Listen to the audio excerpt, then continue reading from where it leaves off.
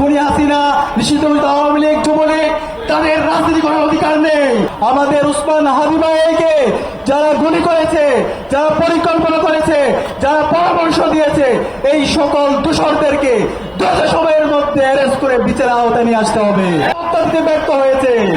আজকে 72 ঘন্টা পার হওয়ার পরও অতর্ব আমাদের প্রশাসন অপরাধীদেরকে অ্যারেস্ট করতে ব্যর্থ হয়েছে। আমরা হুঁশিয়ার করতে চাই, আমাদের উসমান হাদি ভাইকে যারা গুলি করেছে, যারা পরিকল্পনা করেছে, যারা পরামর্শ দিয়েছে, এই সকল দূষরদেরকে দ্রুত সময়ের মধ্যে অ্যারেস্ট করে বিচারের আওতায় নিয়ে আসতে হবে। বাংলাদেশে খুনি হাসিনা, নিষিদ্ধ আওয়ামী লীগ, যুবলীগ তাদের রাজনীতি করার অধিকার নেই। তারা সন্ত্রাসী গোষ্ঠী। বাংলাদেশের স্বাধীনতার সার্বভৌমত্বের জন্য এই আওয়ামী লীগ হুমকি।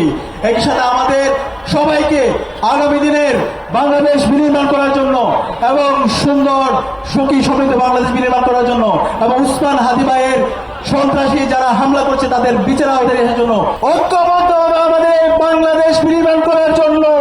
আমাদের কমরে নেমে ভারতের বিরুদ্ধে, দিল্লির বিরুদ্ধে আমাদের প্রতিবাদ প্রতিরোধ জারি রাখার জন্য এবং শরীফ উসমান হাদি ভাইয়ের পর